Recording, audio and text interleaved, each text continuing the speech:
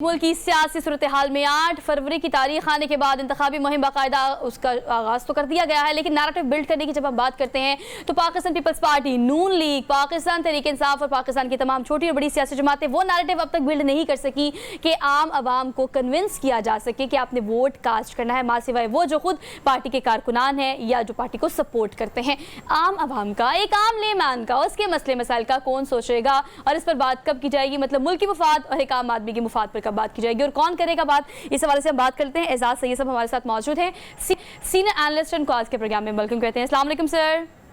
Welcome ji Soha. Sir thank you so much for joining us for good morning public, we are all good. Sir कहिएगा कि हम तो चले बेहतर हैं, कोशिश कर रहे हैं कि मजीद बेहतर हो जाए, लेकिन मुल्क की सियासी, माशी, इक्तिसादी, माशरती सूरत हाल जो है उसको बेहतर करने के लिए अब आम आवाम जो है वो किस पार्टी पर रिलाई कर सकती है या करना चाहिए आने वाले इंतखाबात में? कोई नैरेटिव आपको किसी पार्टी का ऐसा स्ट्रॉन्ग नजर आ रहा है?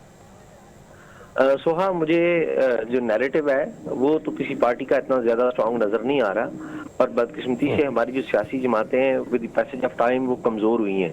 सियासी जमातें हमारी मजबूत नहीं हुई हैं और उनको कमजोर किया गया है। कुछ तो सियासी जमातों की क़यादत भी उसकी वो एक वजह है, उसकी वजह जो हमारी इस्टेब्लिशमेंट है वो भी है, लेकिन ज्यादा जिम्मेदारी इसमें मेरे ख्याल में सियासी जमातों की आयद होती है उनके ऊपर कि वो अपने आप को मजबूत करें, लोकल गवर्नमेंट सिस्टम इंट्रोड्यूस करवाएं, local government union council level के ऊपर अपनी सियासी जमातों को मुस्तहकम करें। तो मेरा ख्याल है कि ये ज्यादा जिम्मेदारी सियासी जमातों के ऊपर खुद आयद होती है कि वो अपनी तंजीम साजी करें, बेहतर तरीके से ऑर्गेनाइज करें अपने आप। टाइटल जो है वो नून लीग को इस वक्त दिया जा रहा है किंग पार्टी का, और जो सिनेरियो बिल्ड किया जा रहा है और जो हम देख रहे हैं कि लेवल प्लेइंग फील्ड क्या कहें, लेकिन फील्ड बड़ी क्लियर है उनके लिए। टाइगर 3 का एक ट्रेलर आया है, कतरीना कैफ ने उसमें ना एक कमेंट किया है, वो कमेंट आजकल सोशल मीडिया पे काफ़ी वायरल हुआ है कि मुल्क की सियासत कौन चलाता है, किस तरह से चलती है। आप क्या समझ रहे हैं कि जो दूसरी दीगर सियासी जमातों की तरफ से इल्ज़ाम लगाया जा रहा है कि एस्टैब्लिशमेंट जो है उनका अच्छा साथ है, चीज़ें अच्छी चल रही हैं और अभी नून लीग बड़ा क्लियर पाथ पे देख रही है, इस पर आप क्या समझते हैं कि यस ऐसी गवर्नमेंट बनेगी इस दफा भी? असल में बात यह है कि जो नून लीग है, आपको पता है कि वो पूरी उनकी एक अंडरस्टैंडिंग हुई है, तो उसी अंडरस्टैंडिंग के तहत मियां साहब वापस भी आए हैं। ज़रा एक अंडरस्टैंडिंग के तहत ही वो गए भी थे। तो इस अंडरस्टैंडिंग के को ट्रांसलेट करना लोगों में आज जो आपका जो मीडिया है उस चीजें रुक सकती हैं, लेकिन सोशल मीडिया के ऊपर चीजें तो नहीं रुक सकती। वहां पर लोग बात करते हैं, तो प्रोपेगेंडा भी होता है, ये नहीं है कि प्रोपेगेंडा वहां पे नहीं होता, लेकिन लोग बात।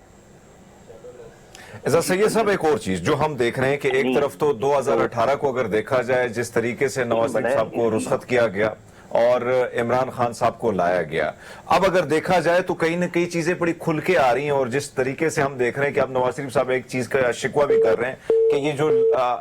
मेरे ख्याल से अरमीत उनकी कॉल जो है वो ड्रॉप हो गई है। सवाल रख रहे थे वो बिल्कुल जायज सवाल था, और वह सवाल मेरे ख्याल से आम पब्लिक और आम आवाम भी सुनना और देखना चाहती है, लेकिन इसका जवाब कौन देगा अरमीत? इसका जवाब हमारे पास नहीं है, हमारे सियासतदानों के पास नहीं है।